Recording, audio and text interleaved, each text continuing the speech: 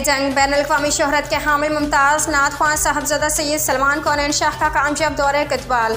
District reporter नज़ाकत Ali Khan की कतबाल नौजवान बच्चों में इश्क़ रसूल सल्लल्लाहु अलैहि वसल्लम की शम्मा जलाने के लिए सैयद सलमान कौनैन की आमद काबिल तहसीन और तकलीद अमल है। वतन अज़ीज़ के इंतहाई मसरूफ़ तरीन उस्ताद नात ख्वां फ़ख्र नात ख्वानाने अरब अजम हामिल दरूद सूज़ सना ख्वान मोहतरम सैयद सलमान कौनैन शाह का रॉयल वेकन अलाइड स्कूल कतबाल का दौरा किया और नौजवान बच्चों को बाकायदा नात की तरबियत दी।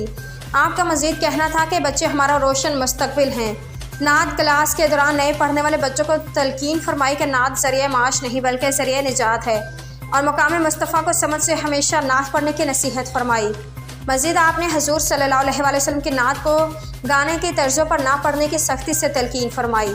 नात क्लास के बाद आपने मीडिया के नुमाइंदगान के हमरा प्रेस कॉन्फ्रेंस की और अहले इलाका के मौजूदीन बच्चों और सहाफ़ी हज़रात से घुल मिल गए और अपनी दुआओं से नवाजा। आपका दौरा कतबाल बारिश का पहला कतरा साबित होगा।